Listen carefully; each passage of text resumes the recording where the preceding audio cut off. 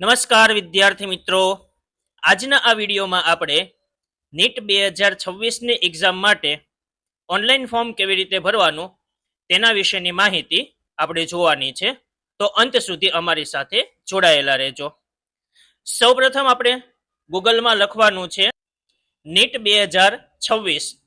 જેવું તમે ત્યાં ક્લિક કરશો એટલે પહેલી જ વેબસાઇટ આવી જશે NEET.NTA.NIC.in. આ વેબસાઇટ ઉપર તમારે ક્લિક કરવાનું છે. તો તમને અહીંયા નીચે જોવા મળશે રજિસ્ટ્રેશન ફોર નીટ યુજી 2026. એના ઉપર તમારે ક્લિક કરવાનું રહેશે.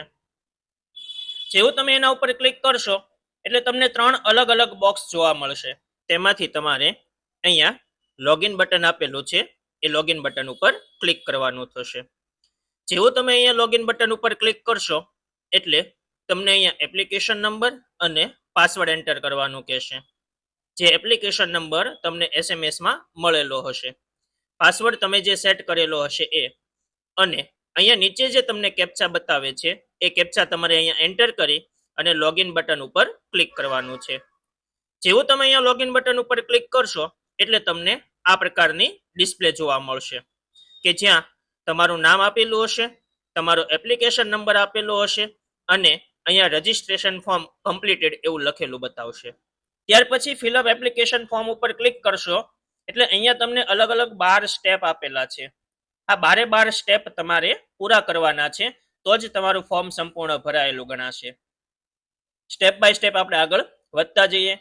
રજિસ્ટર પર્સનલ ડિટેલ ઉપર ક્લિક કરશો એટલે રજિસ્ટ્રેશન કરતી વખતે તમે જે વિગતો એન્ટર કરેલી છે એ બધી જ વિગતો તમને અહીંયા જોવા મળશે. જો કોઈ ભૂલ હોય તો પાછી તમે અહીંયાથી સુધારો કરી શકો છો. ત્યાર પછી અહીંયા નીચે કેટેગરી આપેલી છે, ખાસ ધ્યાન રાખજો. જનરલ કેટેગરી આપેલી હશે, ત્યાર પછી આપેલી હશે જનરલ EWS, ત્યાર પછી આપેલી હશે OBC કેટેગરી, SC અને ST કેટેગરી. તમારે જે કેટેગરી આવતી હોય કેટેગરી તમારે સિલેક્ટ કરવાની છે. પણ જો તમે જનરલ કેટેગરી સિવાયની કોઈ પણ કેટેગરી સિલેક્ટ કરો છો તો એનું સર્ટિફિકેટ તમારી પાસે હોવું જોઈએ, એટલે કે જાતિનું પ્રમાણપત્ર તમારી પાસે હોવું જોઈએ. તો જ તમે એ કેટેગરી સિલેક્ટ કરજો, કારણ કે તમારે એ ડોક્યુમેન્ટ અપલોડ કરવાનું આવશે. ત્યાર પછી આપણે ડાયાબિટીસ છે કે નથી એ અહીંયા ટીક કરવાનું છે. તમે જે જગ્યાએ રહો છો એ ગ્રામ્ય વિસ્તાર છે કે શહેરી વિસ્તાર છે? જો શહેરી વિસ્તાર હોય તો તમારે અહીંયા અર્બન સિલેક્ટ કરવાનું છે. આપની ફેમિલીની વાર્ષિક ઇન્કમ કેટલી છે એ તમારે અહીંયા લખવાની છે. માઇનોરિટીમાં આવતા હોય તો યસ અને ન આવતા હોય તો નો. તમે જે દેશમાં રહ્યો છો એ દેશ એટલે કે ઇન્ડિયા સિલેક્ટ કરવાનું છે. તમે કઈ રીતે તૈયારી કરો છો? જાતે તૈયારી કરો છો, કોચિંગ ક્લાસીસમાં જઈને તૈયારી કરો છો? જે પણ કોઈ ઓપ્શન બતાવે એમાંથી તમે અહીંયા સિલેક્ટ કરી શકો છો. ખાસ આ બાબતનું ધ્યાન રાખવાનું છે. કોડ આપેલો છે એમાં તમે યસ કે નો સિલેક્ટ કરી શકો છો. અહીંયા તમને કેપ્ચા આપેલો છે, કેપ્ચા એન્ટર કરી અને પછી સેવ એન્ડ નેક્સ્ટ પર ક્લિક કરવાનું છે. જેવું તમે સેવ એન્ડ નેક્સ્ટ પર ક્લિક કરશો એટલે કન્ફર્મેશન પૂછશે. ત્યાર પછી તમારે અહીંયા સિલેક્ટ કરવાનું રહેશે કે શું તમે ખોડખા પણ ધરાવો છો. જો હોય તો યસ, ન હોય તો નો લખી કેપ્ચા એન્ટર કરી અને સબમિટ બટન ઉપર ક્લિક કરવાનું છે. ત્યાર પછી તમારે અહીંયા આપવાની છે આધાર કાર્ડની વિગતો. હવે એના માટે તમારે અહીંયા આધાર કાર્ડમાં તમારો જે નંબર છે એ નંબર તમારે અહીંયા એન્ટર કરવાનો રહેશે અને ત્યાર પછી નીચે જે કેપ્ચા આપેલો છે એ કેપ્ચા તમારે એન્ટર કરવાનો રહેશે. જેવો તમે આધાર નંબર અને કેપ્ચા નાખી અને સબમિટ બટન ઉપર ક્લિક કરશો એટલે તમારા આધાર કાર્ડમાં જે મોબાઈલ નંબર લિંક હશે એ નંબર ઉપર તમને એક ઓટીપી આવશે. એ ઓટીપી તમારે એન્ટર કરવાનો છે અને ત્યાર પછી નીચે જે કેપ્ચા આપેલો છે કેપ્ચા તમારે એન્ટર કરવાનો છે અને સબમિટ ઓટીપી પર ક્લિક કરવાનું છે. જેવો તમે ત્યાં ક્લિક કરશો એટલે આધાર કાર્ડમાં જેવો ફોટો છે એવો ફોટો તમને અહીંયા જોવા મળશે. આધાર કાર્ડમાં તમારી જે વિગતો છે વિગતો તમને અહીંયા જોવા મળશે અને ફોર્મ ભરતી વખતે તમે જે વિગતો એન્ટર કરેલી છે વિગતો તમને અહીંયા જોવા મળશે.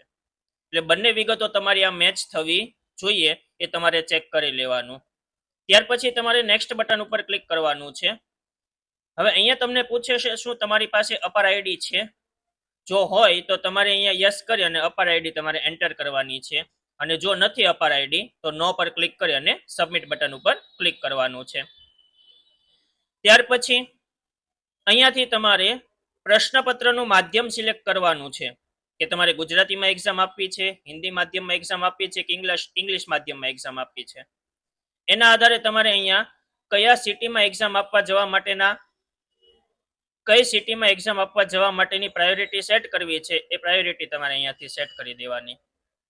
ત્યાર પછી પપ્પા શું કરે છે, પપ્પાનો વ્યવસાય શું છે અને કેટલો અભ્યાસ કરેલો છે, મમ્મી શું કરે છે અને એમનો અભ્યાસ કેટલો છે, એ વિગતો લખી અને પછી નીચે કેપ્ચા આપેલો છે, કેપ્ચા તમારે એન્ટર કરવાનો રહેશે. સેવ એન્ડ નેક્સ્ટ પર ક્લિક કરશો એટલે ધોરણ 10 ની વિગતો તમને અહીંયા એન્ટર કરવાનું કહેશે. ધોરણ 10 ની માર્કશીટમાંથી જોઈ અને તમારે આ બધી જ વિગતો છે એ તમારે અહીંયા એન્ટર કરવાની રહેશે. નીચે તમારે ધોરણ 12 ની વિગતો એન્ટર કરવાની છે, પણ ધોરણ 12 ની પરીક્ષા હજી તમે આપેલી નથી તો અહીંયા તમારે અપિયરિંગ પર સિલેક્ટ કરવાનું છે. એટલે અહીંયા ઓટોમેટિક વર્ષ તમારું 2026 આવી જશે. કોડ ઓટોમેટિક 01 અહીંયાથી તમે સિલેક્ટ કરી શકશો અને બાકીની વિગતો છે એ બાકીની વિગતો તમારે અહીંયા એન્ટર કરી દેવાની છે. ત્યાર પછી નીચે કેપ્ચા આપેલો છે, કેપ્ચા એન્ટર કરી અને સેવ એન્ડ નેક્સ્ટ પર ક્લિક કરવાનું છે. ત્યાર પછી તમને એવું પૂછશે કે શું તમે નીટ પરીક્ષા આપવા માટે જાઓ છો તો તમે બંને ભાઈઓ અથવા તો બહેનો જોડવા છો કે નથી, તો એના માટે તમારે અહીંયા યસ કે નો સિલેક્ટ કરવાનું છે. જો તમે અગાઉ કોઈ એક્ઝામ આપેલી છે નીટની તો અહીંયા તમારે યસ કરવાનું છે અને નથી આપેલી તો નો પર ક્લિક કરવાનું છે. તમારું જન્મસ્થાન કયું છે, બર્થ પ્લેસ કયું છે એ તમારે અહીંયા એન્ટર કરવાનું છે. નીચે કેપ્ચા આપેલો છે, કેપ્ચા એન્ટર કરી અને સેવ એન્ડ નેક્સ્ટ પર ક્લિક કરવાનું છે. ત્યાર પછી અહીંયા પેરેન્ટ્સનો કોન્ટેક્ટ નંબર નાખવાનો છે. ખાસ ધ્યાન રાખજો અહીંયા પણ ઓટીપી આવશે.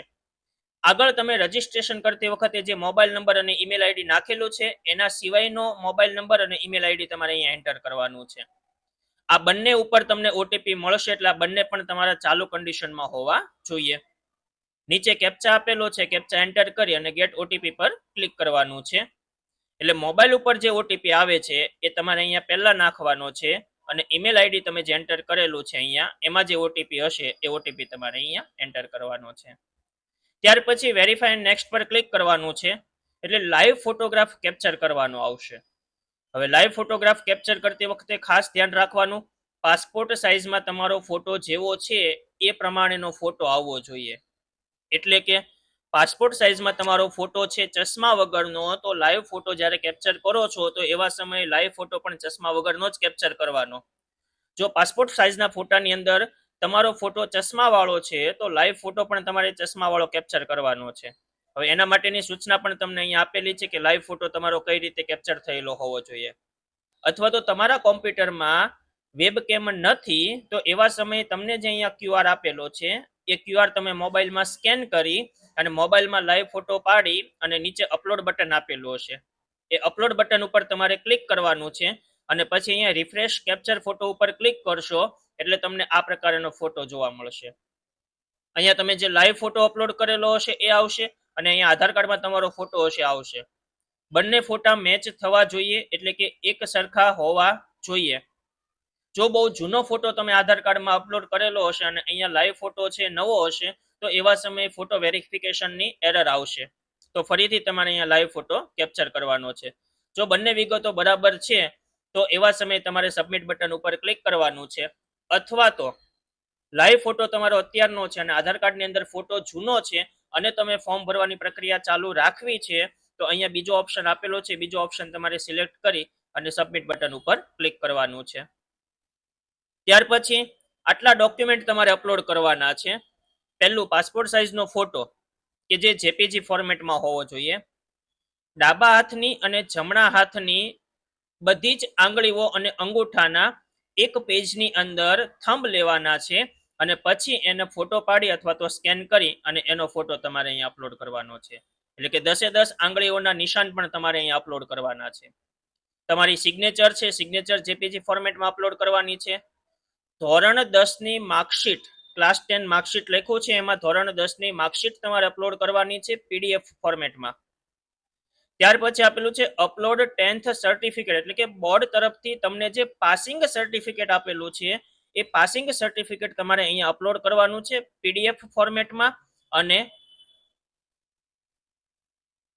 ત્યાર પછી તમે જે એડ્રેસ કરેલું છે એના પ્રૂફ માટે એક એડ્રેસ પ્રૂફ તમારે અહીંયા એન્ટર કરવાનું થશે, એ પણ પીડીએફ ફોર્મેટમાં.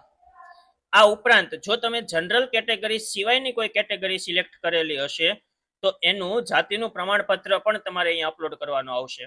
પણ મેં જનરલ કેટેગરી સિલેક્ટ કરેલી છે એટલે મારે જાતિનું પ્રમાણપત્ર અહીંયા અપલોડ કરવાનું આવશે નહીં. જેવી બધી જ ફાઇલ તમે અપલોડ કરી દેશો એટલે આ પ્રકારે તમને બતાવશે કે તમારી ફાઇલ બધી અપલોડ થઈ ગયેલી છે. ત્યાર પછી નીચે કેપ્ચા આપેલો છે, કેપ્ચા એન્ટર કરી સેવ એન્ડ નેક્સ્ટ પર ક્લિક કરવાનું છે. જેવું તમે સેવ એન્ડ નેક્સ્ટ પર ક્લિક કરશો એટલે એક વખત કન્ફર્મેશન માટે રિવ્યુ પેજ ખુલશે કે તમે જે બધી વિગતો એન્ટર કરેલી છે સાચી છે કે નહીં ચેક કરી લેવાની. અહીંયાથી નીચે સ્ક્રોલ કરી અને બધી જ વિગતો ચેક કરી અને છેલ્લે અહીંયા આઈ એગ્રી પર ટિક કરી અને ફાઇનલ સબમિશન ઉપર ક્લિક કરવાનું છે. હવે જો તમે એક વખત ફાઇનલ સબમિશન કરી દો છો એનો મતલબ એવો થશે કે પછી તમે ફોર્મમાં કોઈ પણ પ્રકારનો સુધારો કરી શકવાના નથી. એટલે બધી જ વિગતો એક વખત ચેક કરી સાચી હોય તો જ ફાઇનલ સબમિશન ઉપર ક્લિક કરવાનું છે. ફાઇનલ સબમિશન ઉપર ક્લિક કરશો એટલે બીજો સ્ટેપ તમારો અહીંયા પૂરો થશે. હવે તો કે અહીંયા તમારે પૂછે છે verify email ID. Email ID તમારું વેરીફાઈ કરવાનું બાકી છે જ્યારે રજીસ્ટ્રેશન કર્યું ત્યારે. તો અહીંયા તમને બતાવે છે ઈમેલ આઈડી વેરીફાઈ, એના ઉપર તમારે ક્લિક કરવાનું છે. ક્લિક કરશો એટલે રજીસ્ટ્રેશન કરતી વખતે તમે જે ઈમેલ આઈડી એન્ટર કરેલું છે તમને અહીંયા બતાવશે. નીચે જે કેપ્ચા આપેલો છે કેપ્ચા એન્ટર કરી અને સબમિટ એન્ડ ગેટ ઓટીપી પર ક્લિક કરવાનું છે. જેવું તમે ત્યાં ક્લિક કરશો એટલે તમને ઓટીપી એન્ટર કરવા માટેનું પૂછશે. ઈમેલ આઈડી પર જે ઓટીપી આવેલો હોય એ ઓટીપી તમારે અહીંયા એન્ટર કરવાનો રહેશે અને વેરીફાઈ પર ક્લિક કરશો એટલે અહીંયા લખેલું આવશે ઈમેલ આઈડી વેરીફાઈ. હવે તમારે કેટલું પેમેન્ટ કરવાનું છે પેમેન્ટ માટેની અમાઉન્ટ તમને અહીંયા બતાવેલી હશે. એ અમાઉન્ટ તમારે પે કરવાની થશે અને એ પણ ઓનલાઈન. તો અહીંયા પે એક્ઝામિનેશન ફીસ છે એના ઉપર ક્લિક કરવાનું રહેશે. ઓનલાઈન પેમેન્ટ વાળું ટિક કરી અને પ્રોસીડ ફોર પેમેન્ટ ઉપર ટિક કરવાનું રહેશે. એટલે તમારો એક રેફરન્સ આઈડી જનરેટ થશે જે અહીંયા લખેલો હશે. તમારો એપ્લિકેશન નંબર છે એ અહીંયા લખેલો હશે અને તમારું જે નામ છે અહીંયા લખેલું હશે. ડેટ ઓફ બર્થ તમારી અહીંયા લખેલી હશે અને ટોટલ તમારે પેમેન્ટ કેટલું કરવાનું છે અમાઉન્ટ અહીંયા લખેલી હશે. આમાંથી તમને જે અનુકૂળ આવે એ બેંક તમે સિલેક્ટ કરી શકો છો. એનો મતલબ એવો નથી કે જો આટલી બેંકમાં તમારું અકાઉન્ટ હોય તો જ તમે પેમેન્ટ કરી શકો. તમારું કોઈ પણ બેંકમાં અકાઉન્ટ હોય તમે ઓનલાઈન પેમેન્ટ કરી શકો છો. આમાંથી તમને જે પેમેન્ટ સિસ્ટમ યોગ્ય લાગે એ પેમેન્ટ સિસ્ટમ તમે યુઝ કરી શકો છો. એક્ઝામ્પલ તરીકે હું એચડીએફસી બેંક સિલેક્ટ કરું છું તો અહીંયા મને અમાઉન્ટ બતાવી દેશે મારે કેટલી અમાઉન્ટ પે કરવાની છે. રેફરન્સ નંબર આવી જશે અને મારે credit card, debit card, net banking કે યુપીઆઈ જેનાથી મારે પેમેન્ટ કરવું છે એનાથી મારે પેમેન્ટ કરવાનું રહેશે. ખાસ ધ્યાન રાખજો પેમેન્ટ કરતી વખતે અહીંયા ટાઈમર ચાલુ હશે. આ સમયગાળાની અંદર પેમેન્ટ થઈ જવું જોઈએ તો જ તમારું પેમેન્ટ સક્સેસ થશે. જો આ સમયગાળો પૂરો થઈ જશે અને પેમેન્ટ કરો છો તો કદાચ બની શકે કે તમારું પેમેન્ટ ફેલ થઈ શકે તો ફરીથી પેમેન્ટ કરવાનું થશે. તો પેમેન્ટ કરતી વખતે જે સમયગાળો તમને બતાવે છે સમયગાળો ધ્યાનમાં રાખી અને પેમેન્ટ તમારે એ સમયમાં કરી દેવાનું રહેશે. જેવું તમે પેમેન્ટ કરી દેશો એટલે અહીંયા ફીસ પેમેન્ટ છે ત્યાં તમારું સક્સેસફુલ આવી જશે અને ઇનકમ્પ્લીટ છે ત્યાં કમ્પ્લીટ લખેલું આવી જશે. પણ મેં અત્યારે પેમેન્ટ નથી કરેલું એટલે મારું અહીંયા ઇનકમ્પ્લીટ બતાવશે. જેવું તમે આ બધી જ વિગતો કમ્પ્લીટ કરી દેશો પેમેન્ટ પણ તમારું થઈ જશે એટલે અહીંયા તમને ઓપ્શન બતાવશે ડાઉનલોડ કન્ફર્મેશન પેજ. જેવું તમે ડાઉનલોડ કન્ફર્મેશન પેજ ઉપર ક્લિક કરશો એટલે તમને આ પ્રકારનું એક કન્ફર્મેશન પેજ ખુલશે કે જેમાં તમે જે વિગતો એન્ટર કરેલી છે એ બધી જ વિગતો તમને આ ફોર્મમાં જોવા મળશે. આ ફોર્મની તમારે પ્રિન્ટ આઉટ લઈ લેવાની છે અને પ્રિન્ટ આઉટ સાચવી રાખવાની છે. અહીંયા ઉપર તમને એપ્લિકેશન નંબર આપેલો હશે. એપ્લિકેશન નંબરના આધારે જ્યારે હોલ ટિકિટ આવે ત્યારે તમે એપ્લિકેશન નંબર અને તમે જે પાસવર્ડ બનાવેલો છે એ પાસવર્ડ એન્ટર કરીને તમે હોલ ટિકિટ ડાઉનલોડ કરી શકો છો. સંપૂર્ણ વિડીયો જોયા પછી કોઈ પણ જગ્યાએ તમને તકલીફ પડે, ફોર્મ ભરવામાં ન ખબર પડે તો એવા સમયે નીચે કમેન્ટ બોક્સની અંદર અને ડિસ્ક્રિપ્શન બોક્સની અંદર હેલ્પલાઇન નંબર આપેલો છે. એ નંબર ઉપર તમે વોટ્સએપ કરી શકો છો અથવા તો નીચે કમેન્ટ બોક્સમાં તમે તમારા પ્રશ્ન પૂછી શકો છો. જો તમને આ વિડીયો સારો લાગ્યો હોય તો નીચે કમેન્ટ બોક્સમાં અમને જણાવજો. વિડીયોને લાઈક કરજો અને તમારા મિત્રોને શેર કરજો. અંત સુધી અમારી સાથે જોડાયેલા રહ્યા એ બદલ આપનો આભાર.